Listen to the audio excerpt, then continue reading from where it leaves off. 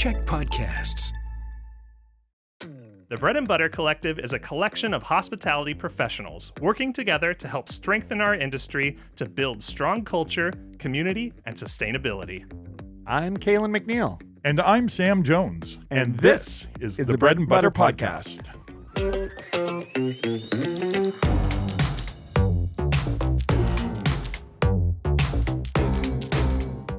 Welcome to the Bread and Butter Podcast. Hey, Sam, how are you? I'm doing all right, Calen. How are you doing? I'm doing all right. Yeah, well, you're not in the room, so you must be somewhere nice. Where are you? I am in Dublin right now. Wow. Well, what a pleasure it is to have you just drop in remotely. This is exciting. We're doing all kinds of new technological things in these podcasts. Well, we've done remote before, but I was really interested in what we did last week with the Cooks Camp. Yeah, that was amazing. Yeah, it turned out really well. Other than we didn't get the other videos spliced in and whatnot, but I was pretty happy with us taking our show on the road. Yeah, no, it was really great, and what a fabulous place to go. I mean, come on, Cooks Camp. How many more days till the next one? Like 340 something more days until the next Cook Camp. It was pretty amazing. What was your favorite part of the Cooks Camp? My favorite part were the people. I found that I don't know. I've been to lots of these kinds of things in the coffee community, right, where you have get-togethers and it's supposed to be industry supportive, and I've never felt the warmth and openness in conversation in any of those coffee things that I did at Cooks Camp. Cooks Camp, I felt like I could walk up to anyone, stranger or not, and just start a dialogue with them and have a really interesting conversation that they were going to be, supportive of, and not think, well, I've been doing this like 20 years longer than you have. No ego. Or you're a coffee guy, you're not even a cook. It was so wonderful. And despite all the great food and the activations and the talks and the roundtables that were all really great, I just really found that the open conversation was inspiring to me in terms of people in the industry being good people. And you just saw it. Maybe it just attracted the right kind of people, but it was awesome for that. I really appreciated just the openness of everyone. Yeah, it kind of reminded me of the old Feast of Fields, back in the day where everybody was out there, a whole bunch of restaurants and food people and cooks, and it was just a real celebration of cooking and eating. And, I found everybody was very curious and just like what you said with the openness and no ego kind of component. And I think that was inspiring. I know I had some great conversations and we talked about, because going back, Robert Belcham with the society, Chef's Table Society that puts on Cooks Camp started. I think the first one was in 2020 and 2021, and they've just really it was such a top-notch, professionally run organization and show, and there was so many learning opportunities and discussion. I think that's the best part about it, the collaboration of industry people, industry specific for industry people event like that was surrounded by food. And who doesn't love eating and collaborating over food? That's what it's all about. And we must have had the best food in Canada for those couple of days. Oh, I mean, really, I can't see anywhere else having better spreads than what we were able to get. No, it was unbelievable, and just so interesting too. And it's all fresh and being out of the farm and at that locale, there's the whole thing was so special. So. Yeah. Next year, obviously, we'll promote when that is, and I encourage anybody that's in the restaurant industry, hospitality industry, to get tickets and go, and doesn't like you said. I mean, you're in coffee, and there's a place for you there. Anybody that's in hospitality will get a benefit, and they have these speakers and these engaging demonstrations, and I mean they butchered a cow like Right, right you there on know the grass. yeah, like they brought it in, and I gotta be, I guess, careful a little bit of what I say about it, but it was, and we had missed it, so we just had gotten the end of it, like we ate it, Oh, it was but delish. the fact that they did that, um, like a mobile butcher, and you just see where the food comes from, and you're, yeah, the whole artistry around it. It was a phenomenal event.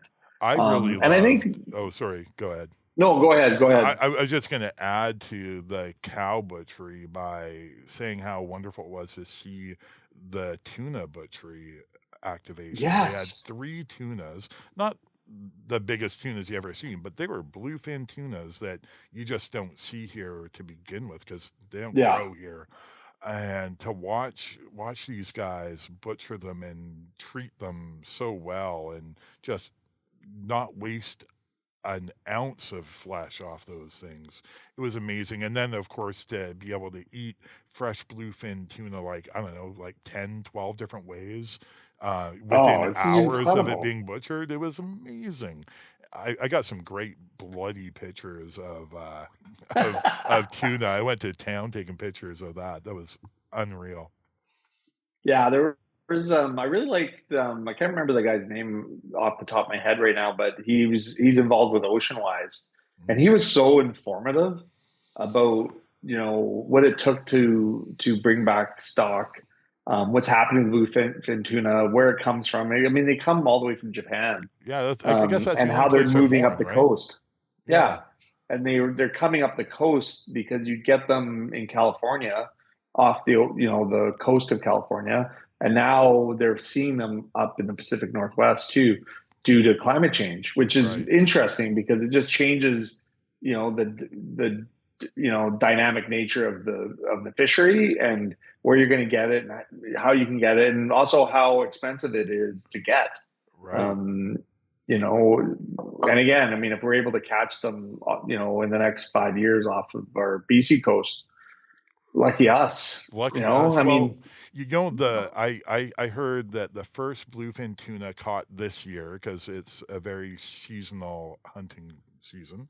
The first bluefin they caught, it must be massive. It sold on auction in Japan for $1 million oh my goodness, for like, one fish. I mean, the cachet behind this fish and being the first one to have one for the season is worth $1 million right now, and which is really impressive. It's also at the same point, it's really sad that $1 million will be spent on one fish when there's people who don't get any fish. So, yeah, I mean, yeah, or food or whatever. I Yeah, kind of see that conflict there, but in our position where we are right now, it was so yeah. wonderful to eat that fish. It was beautiful. And we did not have $1 million fish, but we had 3 smaller ones.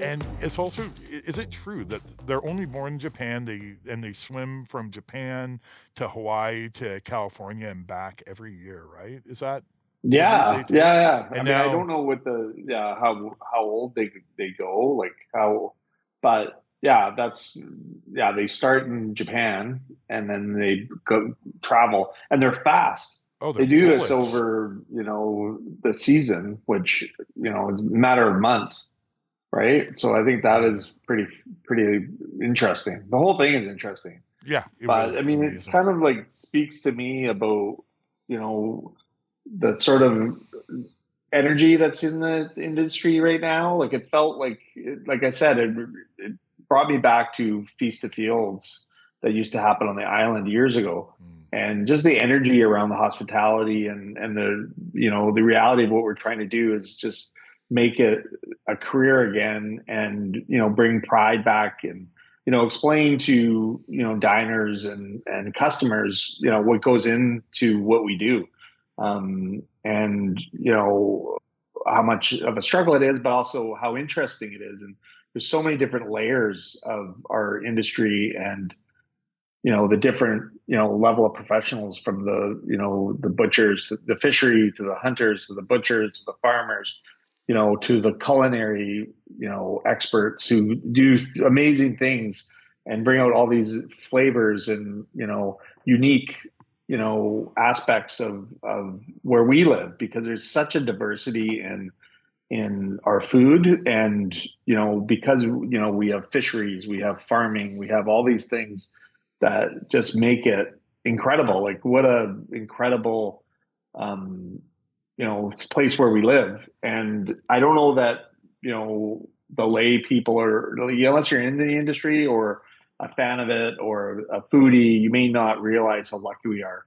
And, when they showcase that at Chef's Camp and these events, like, it's inspiring. And, we like are so lucky to have, be a part of it. And yeah, it's pretty incredible. It was, and I like what you say about it. It was we were there to celebrate people in the industry, and it did feel like the old Feast of Fields of old, which Mhm. which doesn't feel like any other trade show you go to. As soon as you have a trade show, it feels really corporate, and everyone's got their little canapé that they want to give you. And it was not like that at Yeah. all. It wasn't see what I can do. It was more along the lines of look what we're all doing. Yeah, And exactly. The and collaboration component of it. yeah, because it wasn't just one chef doing one thing. People were jumping in and helping out, and you're right. It was a real celebration of the people of the industry Yeah. itself, and not. It didn't feel commercial at all. Like it really didn't. And I was expecting it. I expected more logos, more sponsorship kind of feel to it, but it wasn't like that. It was just it was a beautiful few days, and I can't wait to do it again. Yeah, I think speaking to the sponsor thing too, is the sponsor, there was corporate sponsors and there's There was, industry, yeah. GFS was there. I think, Cisco had some stuff there and, a bunch of other industries, some, Bar Green Bar Ellison, Green was a big but one. Yep. they weren't standing on a soapbox trying to sell stuff. They were just there to support, and they provided a lot of financial support and a lot of support with food and equipment and Hmm. the setup. And it was a true collaboration partnership, because so often people are looking to make money off others and sell people stuff, and it was just a way different focus on this. And I think it was an incredible opportunity for young chefs Yeah. that got to experience with some of these chefs that have been in BC for 20, 30, 40 years, and leaving their mark and being able to work with them and show their talents and collaborate was, yeah, it's this is the thing with our industry and other industries too, I guess, is as people retire and move on and get out of the business, whether it's through just life, they age out, or they got these old talents that just end up passing away, leaving that skill set behind, and all of it that goes into it. I mean, obviously the industry is a lot different than it was in 40 years ago, where the chef was like barking orders, and it was almost like a military boot camp to make your Hmm. way through it. And if you're lucky enough to make your way through it, then you get to learn the real craft. But there's a lot of old timers that were there that I've known for years, and but to see them passing on the skill to the younger chefs was it was just really good. And I think the other thing that made it that much more, I guess, better or more special was coming out of what we've come out with COVID, and and also the challenges in the industry, inflation, all the normal, like, why are we in this business? Why do we care about it? Why do we care? yeah, it was great, and it was a good reminder of the importance of what we do, and how important it is to collaborate and work together because we're not out of the woods, as we know. No. There's a lot of people that have are failing or have failed in the last 6 months, and yeah, it's a challenge. So Yeah. that was a good part of it. Yeah, it truly felt like there was a baton being passed, not directly like, okay, we're out, you're in, but it was like Yeah, it was teaching moments, like you're saying. There was real education. There was opportunity to come there and kind of find a a mentor, and for people to be able to offer mentorship and to offer words of support and kind of guidance how to get ahead in the restaurant industry, because it's not like that. There were quite a few talks on people's finances and how to make that a priority in the kitchen, whether you're an owner or not, thinking about the financing, thinking about what it takes to really make that kitchen operate well. And I yeah, found that information transfer was really crucial, because the next generation coming in is they don't know that yet. Like, they don't know how important it is. And so I thought quite a few of the talks up there were really important in order to see this next generation come through with as many tools as they have, both in education, culture, like how they're approaching their work. It's not the same as it always has been in the past, right? It's not a brigade anymore, even though there are brigades are not screaming and yelling anymore. yeah. Um, you know, there the whole education to go with the culture and the inspiration. It was very inspiring for these young cooks and people in the industry to come through and have this experience and come away feeling like they know what they want to do and they know the direction they want to take it. Yeah, and the other things that are coming out of it, this month they're launching the library, culinary library in Vancouver, and that will end up being an institution in BC and a celebration of food in BC and the culinary history of British Columbia. And yeah, I'm excited to see how that goes too. And it's interesting because we live on the island, and a lot of things are for us are island centric, which is great. That's where we live, and we want to make our communities thrive. But it's really interesting to partner with a group of Vancouver like-minded people that are trying to further cement the culinary legacy in British Columbia and in Canada as a whole, because there's a bunch of people from across the country. Mhm. We met that gentleman from Newfoundland. I believe he's from Newfoundland or New Brunswick. Um, Or Nova Scotia. He was Nova Atlantic Scotia. Nova Canada for Scotia. sure. I think I it was know Nova Nova Scotia. Scotia. Yeah.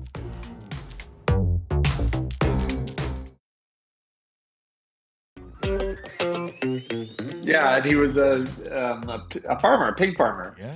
and he had come all the way to Pemberton to celebrate in this, and he, had heard about it on the Mise en Place podcast that Robert Belcham does. So yeah, it was incredible. It was awesome, and and then you kind of get motivated and inspired again, which is I think the purpose of it.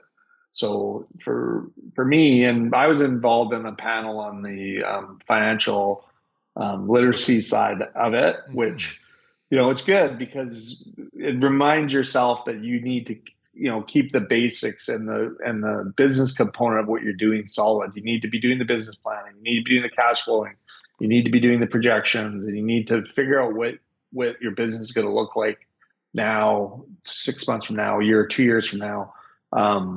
And then figure out how you're gonna, get all those numbers together, but then as you're executing your business, making those little adjustments to reap the rewards or try to get as much out of it as possible.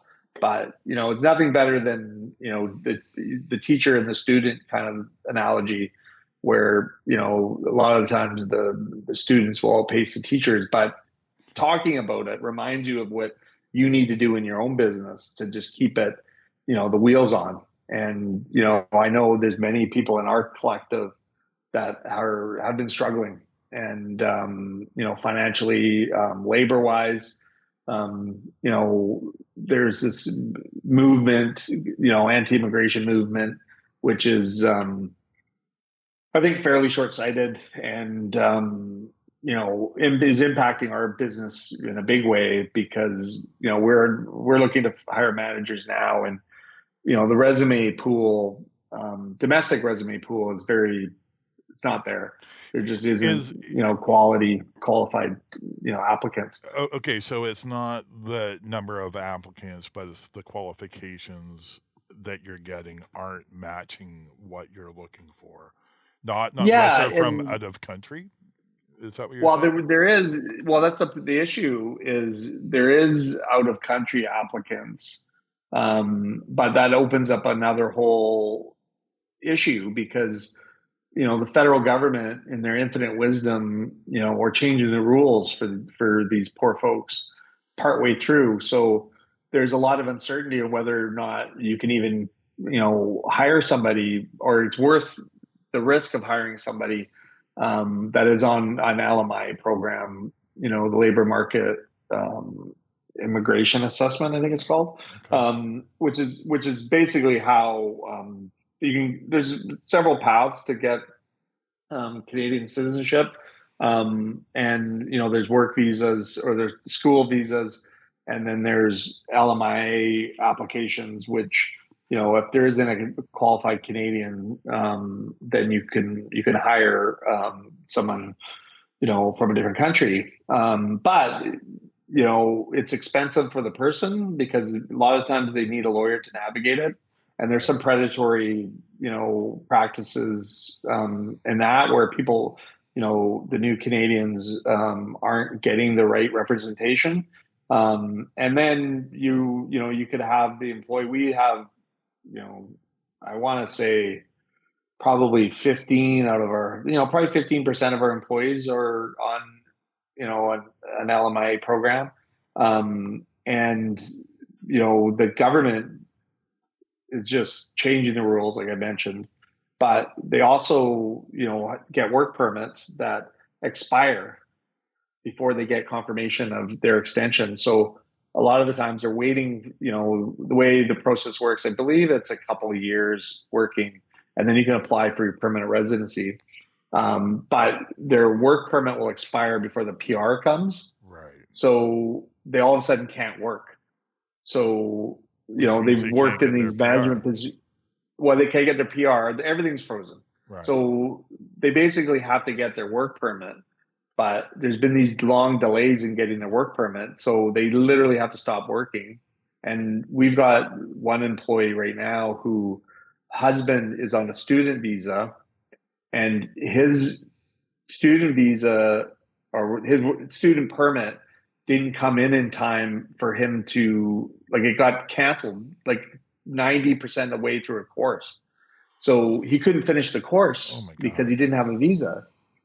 And then he's now, like, it's basically just in limbo. So he doesn't have to leave the country, but he can't finish his course. And So he ends up getting zero. Yeah. No. He's not going to get So he's already spent refunded the for money. it. No, they're not refunding it. And he has to take it again in order to finish his program. So once he does get his visa renewed, and then his partner, who's here on a work visa as a spouse, hers got denied too. Oh, no. So now, she can't work. So this couple who's here is in total limbo. They don't know what's going on. They can't work. They can't go to school, and they're here to work and go to school. So we need them. We need them. Is like, this it's not being caused on purpose? This craziness? Is this on purpose, or is this just the government and their programs not being efficient and not keeping up with policy changes that they're trying to make? I mean, I don't mind making policy changes, but not to screw people over, and not No, to and I go think back part of and the break issue, promises. yeah, I mean, people have come here on a set of conditions, and they're also supporting their families back home. And Right. the return. I mean, immigration itself, the payoff with immigration, not only for the destination country like Canada in this case, their home country too, because of the money that returns. And then there's higher. They're eating better, there's more education, so their economies do that much better. Our economy does it that much better. And I think it's basically the way the wind blows. So there's obviously, we know what's going on south of our border, and around the world. I Yeah, mean, there look at is, England right now with their yeah, digital ID work mandate. yeah, What the hell is that? yeah. Well, and the people just tend to attack. They're attacking, immigrants basically, like not physically, in some cases physically, I Sometimes they guess, are, but yeah. yeah, well, emotionally, mentally, they're scapegoating, the problem. I mean, we've have incredible rise in cost. It's and it's spun out of control after COVID. Business is not, they're just, prices are always sticky downwards. So once prices raise, it takes a real shock in order for them to drop of any significance. So basically they just wait for inflation to catch up to it. But it's a very bad, and we've seen this before, and I've talked about it in the past, about history repeating itself. And we're, basically, when you start scapegoating, minorities, you've got a bigger problem. And it's not the minorities; No. it's our attitudes around it. So I think the liberals who are in power now, and even David Eby was talking about it, and talking about how our homeless shelters are being filled with immigrants. Like, this is It's like, just what is not he talking true. about? Yeah. Exactly. Like, it's just Ugh. BS, which tells me that, like, who are they pandering to? Because our industry is completely 100% reliant on immigration. Like, we just are. Like, we do not have the worker pool that we need. And that's across And the province, across the country. It's it's across the country for yeah. sure. And it's a demographic issue too.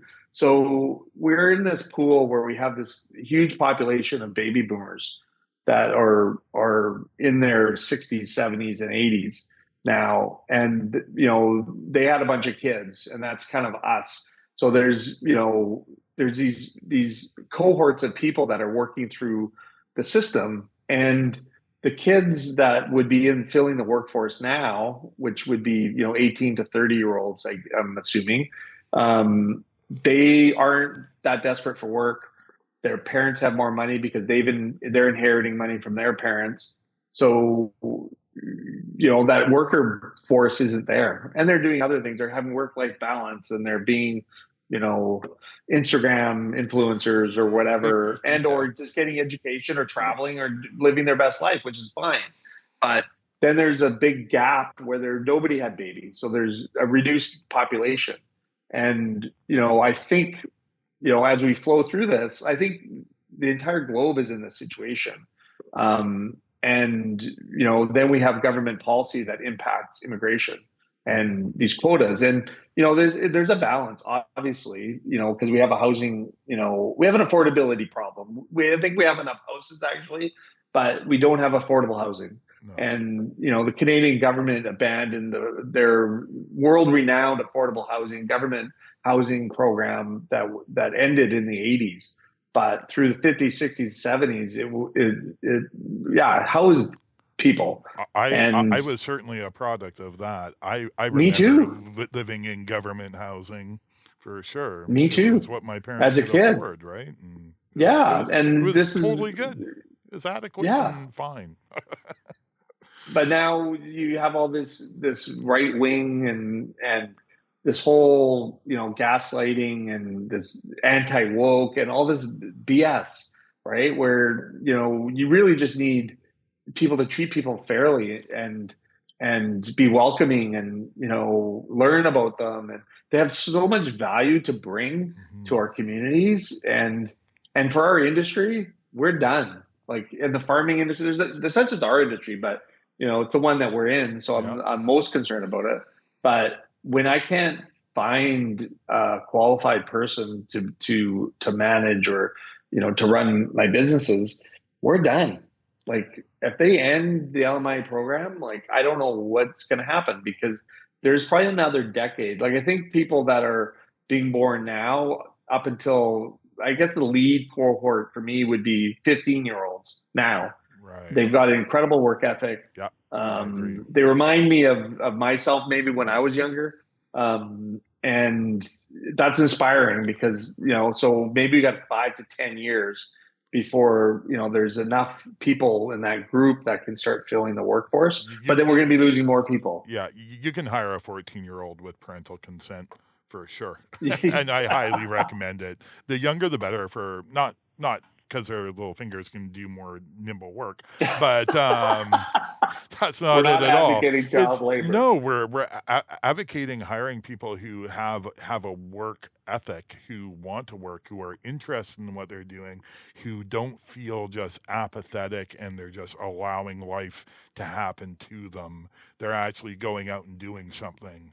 And it feels, I think you're absolutely right, that 14, 15, 16-year-old person right now, which I know actually quite a few of them because of the age of my children, they're amazing. They're so good, and they've got great attitudes about life and work, and Totally. I And the cannot wait interests for them to and join the workforce, and I can't wait to encourage them to be part of the hospitality industry, because I truly think when you have some experience in the hospitality industry, even if you don't stay here forever, it makes you a better whatever else you want to be in your life.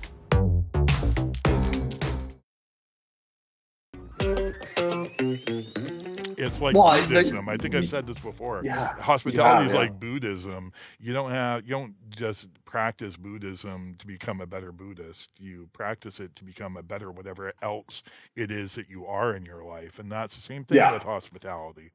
I'm a firm believer in that, and everyone should be like army duty. You should have to do some hospitality for the first couple jobs of your life or something. Well, I think you said this on, like, when we were chatting or on one of another podcasts that we've done. The idea of everything involves hospitality. It doesn't matter what industry you're in.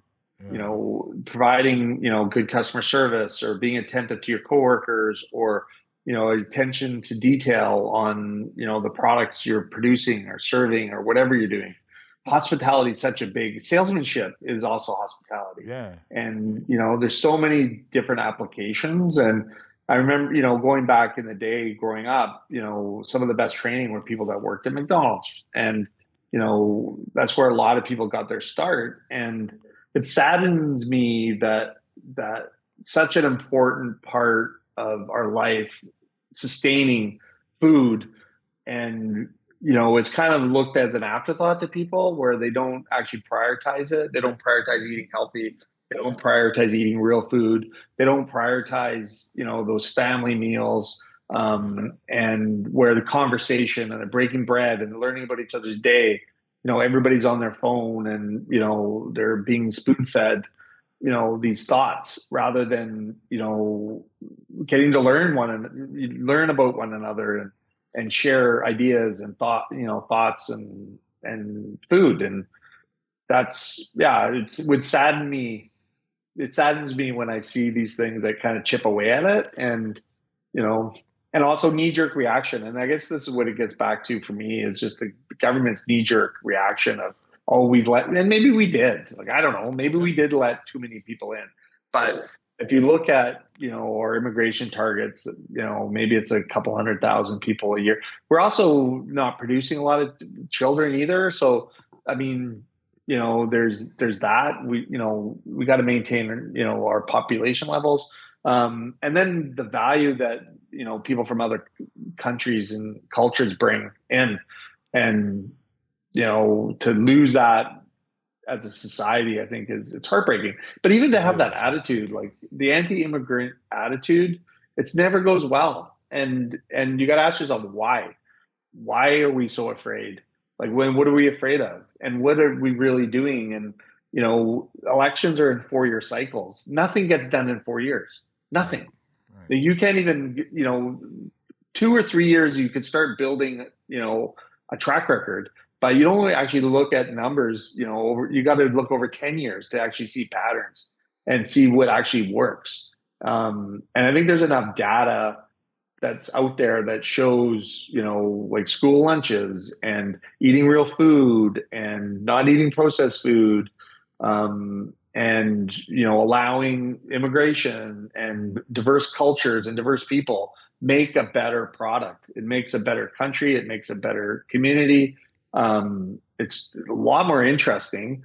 And, I've spent a lot of time in Europe, and when you run into people that speak multiple languages, it's super fascinating. And I I actually know. feel like, oh my goodness, like I barely speak English, I know, you and there's know? people walking around with 4 different languages at the tip of their Yeah, tongue, and it's like yeah, it's just common, right? I can't. I wish I was even bilingual because I'd love to know what it was like to think with the other side of my brain, especially if I could thought yeah. I could escape there. Well, that's, yeah. I don't know if that's how it works, but man, I'd love to do that. Well, we'll end up becoming immigrants into France or into Ireland or somewhere. Hells yeah. Well, listen, you were just in France. And you've got connections to the hospitality world there in a Yeah. way. What's it looking like there? Are they suffering or are they experiencing the same situations that we are? They have like a whole different appreciation, and it's obviously, I mean, they've been around for, centuries. And you can just, that's the biggest sense for me, is just like it's so deep, like their relationship with their farmers and what they put in their food. So, there's this thing going on in the States right now in Europe, where they've already banned a bunch of the ingredients that go into a bunch of the food that the US exports, Right. just for health concerns. Like So colors and preservatives, those kinds of colors, things. and also like flour, like grains and flours, and going back throughout history, like the grains have been so manipulated, and they've been, other grains have been bred with other grains, and their DNA has changed, and They're so heavily we've sprayed here as well that I'm yeah, sure and the Europeans spraying, don't because want all that glyphosate in their diet. yeah, all of it. Yeah. And we have so many people that are lactose intolerant, so many people that are celiac, where you don't see that a lot in Europe. Mhm. But and as a society, they've, dinner time, and the thing I enjoy the most about being in France with Yan and Stacy is every night we'd have dinner with the family, and the kids were there engaged, and they're 9 and 13, Yeah. and they're actually having conversations at the table, and we're discussing what happened in their day and what their school meal was. And they go to school from 8:30 to 4:30, 4 days a week. So they're there to, and it's mandatory in France. They Like, you only go can't just say, "Oh, I'm 4 taking my days a kid out of week? school." They go 4 Yeah, days a week? yeah. What day did they get off? What extra day do they get off? Wednesday That's my for ultimate the younger schedule. group, and then I think the older group gets Friday off. See, I've always Um, wanted Wednesday, Saturday, Sunday off so I could work Monday, Tuesday, Thursday, Friday. Because Interesting. that You that kind of that feel like you're going to pull 2 days together, but not much more. well well well I think about how much more efficient you would be if you had time in between your 2 work days all the time. You always had a little Mm. space between your 2 work days. How much more efficient those 2 work days would be. I think I think if I could pull it off, I'd be a better human being if I could take Wednesdays off as well. So Well, I thank think you, it's France. Yeah, thank you for asking. What a great idea. Well, I mean, it's just yeah, it's better in a lot of ways, but they prioritize real food. They prioritize that the dining experience, and with the restaurant scene is, I mean, I'm sure. I mean, they open for lunch. They'll open from 10 till 2, and they'll close for 4 hours and open up again at 7 Hmm. or 8. And they're taking these siestas, and because we're so close to Spain, you get to see the Spanish culture a little bit and the French culture. But the restaurants are busy, like they're all busy. It's more about their their culture there. Like they'll finish work and have a drink, and they'll have a dinner, and a lot of their places are small, like especially in the city, like Paris, for example. Mhm. So they're living in smaller apartments, so they do a lot of their socializing in the restaurants. So you'll see, Monday, Tuesday, Wednesday, the restaurants will be packed. And they have a really good balance. They don't rely on tipping, which is great. So they're able to, they price their product so they can afford to pay their staff well enough so that they can actually have staff that live in their community and can afford to be there. So there's a lot of things that are right for sure. And I think speaking about from my dreams of what would make it better is just people just getting back to the basics and just realizing, what's important, having conversations, learning, not just reading and formulating thoughts based on what someone else wants to, or what an algorithm pushes you to think. So being independent, thinking independent, and then just wanting more. And there's nothing better than a conversation over a lunch or a dinner. And I mean, when we were up in Pemberton, how much fun did we have? Yeah. I mean, I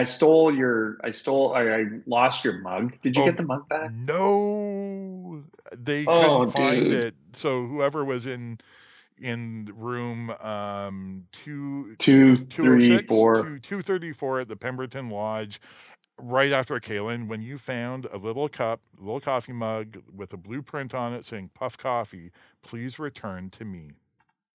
Oh my, I'm so sorry, It's not man. your fault, man. It was the funny Oh, story is, I don't think Khalil will mind me telling this at the school. She bought me, she was looking for something for me for my birthday, and I love this cafe, or I love this coffee company down in Portland called Puff Coffee. Um, I have a collection of cups from the owner there, and I all I wanted for my birthday was just don't buy me any, maybe just this one coffee cup would be cool. So she does. It costs her a fortune. Costs her a fortune to bring it up. The oh, transportation duty, tariffs, everything started costing, and she's like, unbelievable. It comes and it's broken.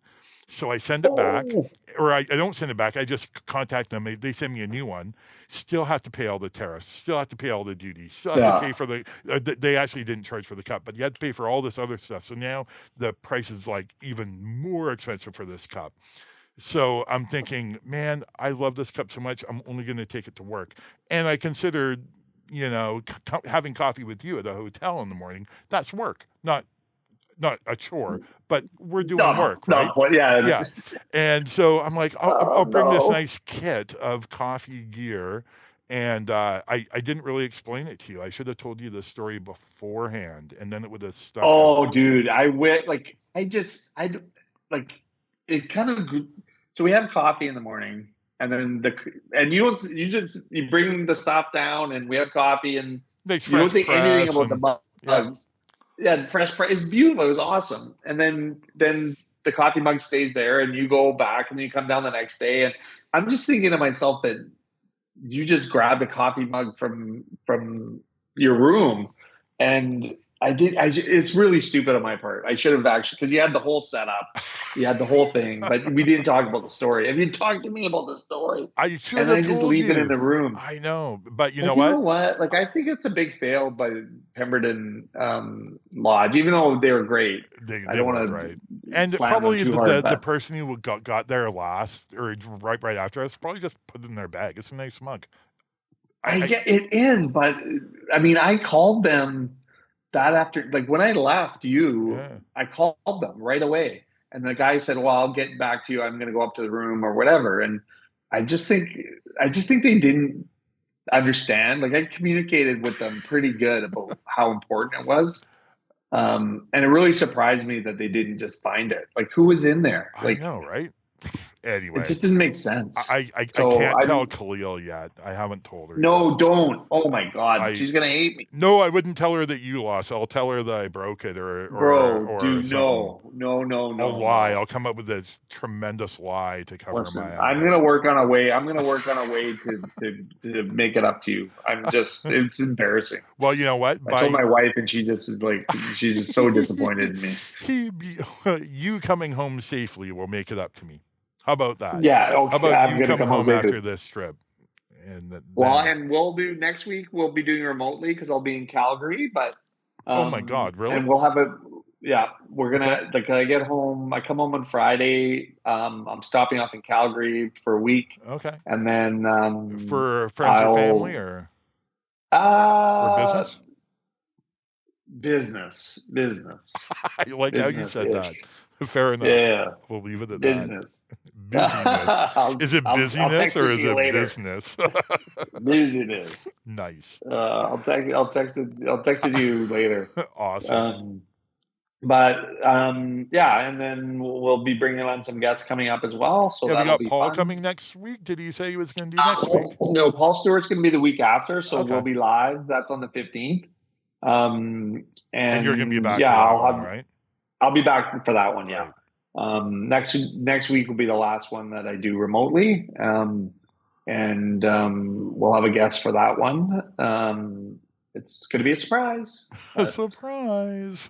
Surprise. Okay, well, we should probably just wrap this one up. Let you go enjoy Ireland. I know you just arrived, and it was a real treat to see you. And thanks so much for taking time out of your busy schedule and not seeing your family for an hour while we talk. And it was a pleasure. Well, they're at the pub, I'm sure. So hopefully I'll track them down. I want to go. I've got my two mums. I got my wife's mom, my mom, and my aunt. Okay. So you got three moms. Yeah. So I got 4 moms. My wife says she's a bit of a mom to me. So I've got a lot. You've got 3 moms. Let's just stick with 3 moms. Yeah, we'll stick with 3 moms. We're getting weird. All right, Sam. Well, thank you. And remember to be real kind. I will. You be real nice to everyone over there in Ireland, mister. All right. All right. Peace. Cheers. Okay. We'll talk soon. Well. Okay. Bye. Bye.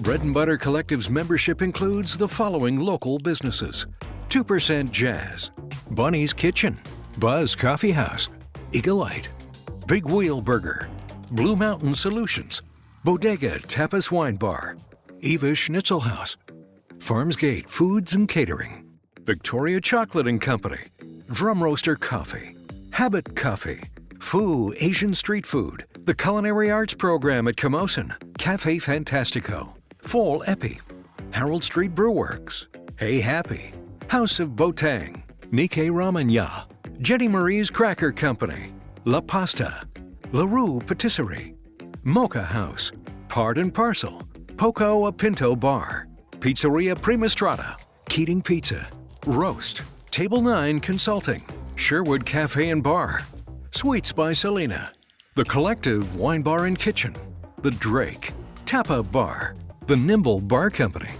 Ruth and Dean, The Whole Beast, The Wienery, Spoon's Diner, Truffles Inspired Catering, and Zambries. To hear more from the Bread and Butter Collective, go to checknews.ca/podcasts on Check Plus, or find us on your favorite podcasting platform.